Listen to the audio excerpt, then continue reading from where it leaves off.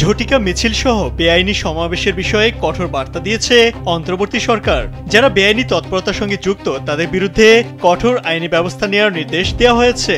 রাজধানীর বিভিন্ন স্থানে কয়েকদিন ধরে কার্যক্রম নিষিদ্ধ থাকা আওয়ামী লীগের মিছিল করার ঘটনার প্রেক্ষাপটে অন্তর্বর্তী সরকারের উচ্চ পর্যায়ের এক বৈঠক থেকে এ নির্দেশনা এলো। বৈঠক শেষে এক সাংবাদিক সম্মেলনে বিষয়টি জানিয়েছেন প্রধান উপদেষ্টার প্রেস সচিব শফিকুল আলম।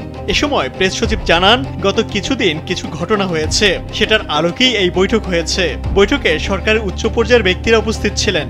এ সময় প্রেস সচিব শফিকুল আলম বলেন, প্রধান উপদেষ্টার সঙ্গে বৈঠকে সিদ্ধান্ত হয়েছে ঝটিকা মিছিল সহ বেআইনি সমাবেশের বিষয়ে মনিটরিং জোরদার করতে হবে। এর নেপথ্যে যারা সক্রিয় রয়েছেন তাদের বিরুদ্ধে কঠোর আইনি ব্যবস্থা নেওয়া হবে। তিনি বলেন, মিটিংয়ে নির্দেশ দেওয়া হয় স্থানীয় প্রশাসন আরও সক্রিয়ভাবে সব ঘটনা মোকাবেলা করবে। বৈঠকে বলা হয়, দেশের সার্বিক নিরাপত্তার বিষয়ে কাউকে কোনো ছাড় দেওয়া হবে না।